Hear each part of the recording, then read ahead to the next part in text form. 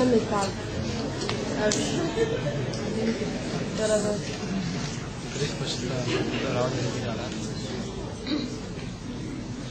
Ο Σκρούτζ ξυπνάει νομίζοντας ότι το ρολόι έχει σταματήσει. Η ώρα είναι 1.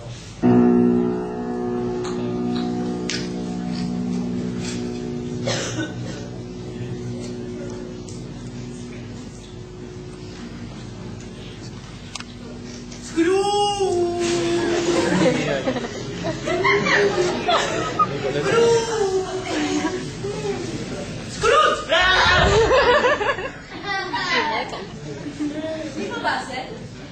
Είμαι το χριστουγεννιάτικο πνεύμα του παρελθόντος. Ήρθα για να σε βοηθήσω. Θυμάσαι όταν ήσουν μικρός. Ζεστοτικά.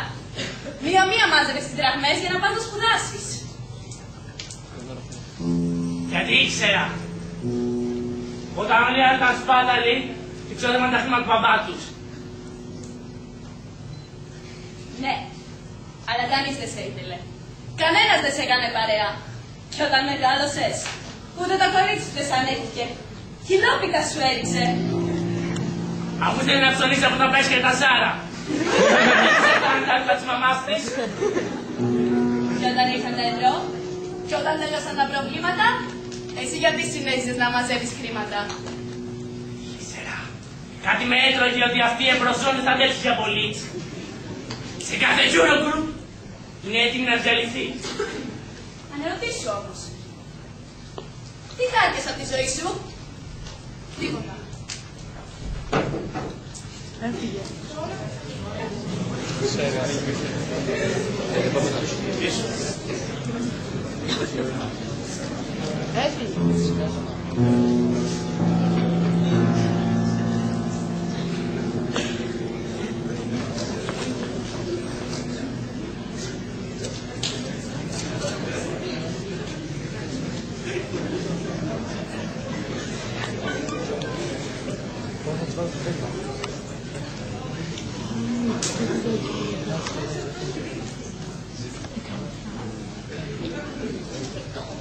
Η ώρα είναι 3.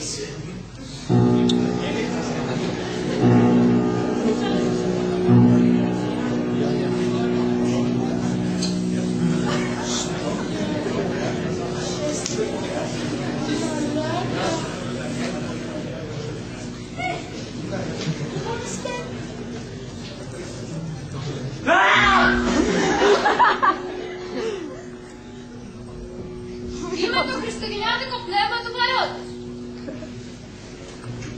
Εσύ τι θα μου πεις πάλι? Τις ίδιες εκτινάδες με τους φίλους σου. Σκέφτηκες ποτέ ότι οι άνθρωποι πρέπει να ευχαριστούν το Θεό για τα αγαθά που έχουν και να τα μοιράζουν με τους άλλους? Ναι. Ποιος τα λέει αυτά? Ότι κι αν γίνει, οι φτωχοί θα γίνουν φτωχότεροι. Και οι πλούσιοι θα γίνουν πλουσιότεροι. Γιατί καταλαβαίνεις που δεν δίνεις στον καημένο σου κλητήρα αύξηση? Αυτός έχει οικογένεια, έχει ανάγκες. Εσύ ποιον έχεις? Τόσα χρόνια να ακούφησες. Δεν έχω ανάγκη κανένα. Και οι άλλοι φτωχοί και ο κλητήρας να κάνουν οικονομία. Και να μην δανείζονται από τις τράπεζες. Ναι, αλλά μισώ ότι και εσύ δανείστηκες από τις τράπεζες. Μου φαίνεται ότι οι επιχειρήσεις σου δεν πάνε και τόσο καλά.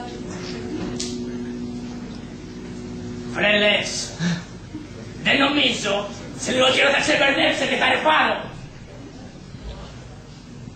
Ναι, αλλά άκουσα ότι τους πλούσιους τους κλείνουν φυλακή. Θυμάσαι τον φίλο σου τον Ωνάση? Αυτός, ακόμα και στην κόλαση, στη φυλακή είναι.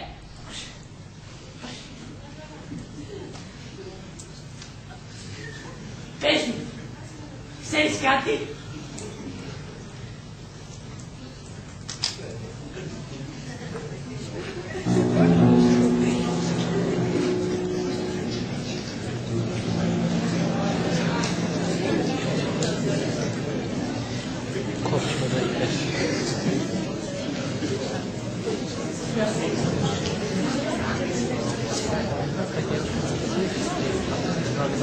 Τώρα είναι το γέλιο.